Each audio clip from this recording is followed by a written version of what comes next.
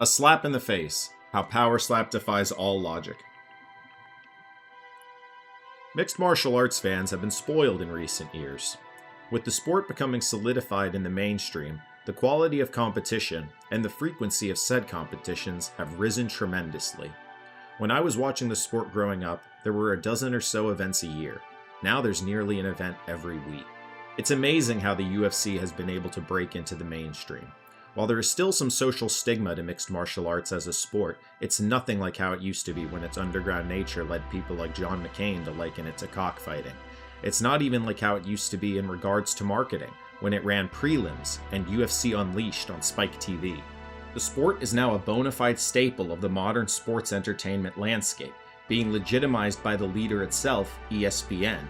That deal they have together, worth $4 billion, represents the culmination of decades of work molding and shaping the UFC into a marketable asset. Surely there's nothing more for Dana to do than to enjoy the fruits of his labor and wait for the right time to ride off into the sunset. Right? And he's heavier.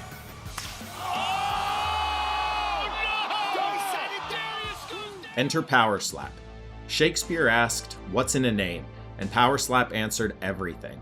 Power Slap is exactly what it sounds like. Two people engage in a competition where they powerfully slap each other, with the ultimate goal of establishing the superior car crash victim.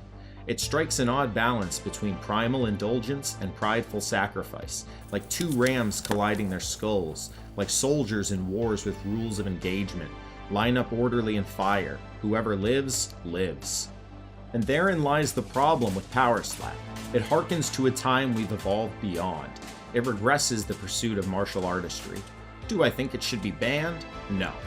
But I think it should be seen as a freak show sort of event, one which the UFC should find obvious to keep itself far removed from.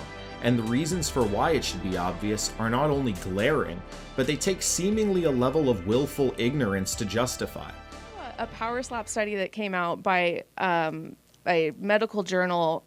Doctors watched the first episode of Power Slap and determined from just watching the first episode that there was concussions happening. Sounds legit. Yeah, I'm wondering what kind of... They watched one episode of the show, know nothing about medicals or what we do or any of the studies we've done. Sounds like these typical doctors that look for attention to me. That's what I thought. Yep, thank you. In an era where the NFL faces an existential threat due to the prevalence of concussions and CTE, the UFC has found itself somewhat lucky that there haven't been more high-profile incidents.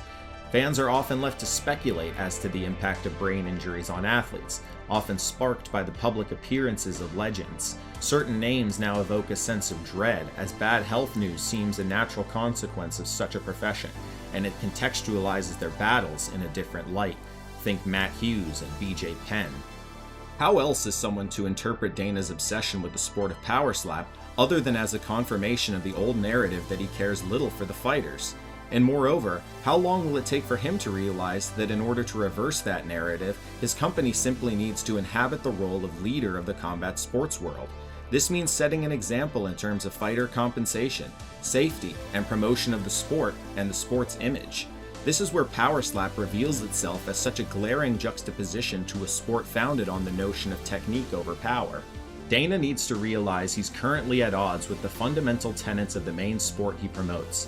He also finds himself at odds with the socially conservative image he's cultivated, indulging in social media collaborations with OnlyFans models while promoting this farce of an athletic competition. Maybe the reality is that this is truly who Dana is, someone who thoroughly enjoys the perverse nature of society. The novelty of it all may simply be his reason for being.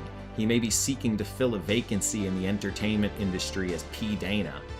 Whatever his justification may be, my ultimate feeling on the matter, and what I hope is a prevailing sentiment among UFC fans is that I'm just tired of hearing about Power Slap.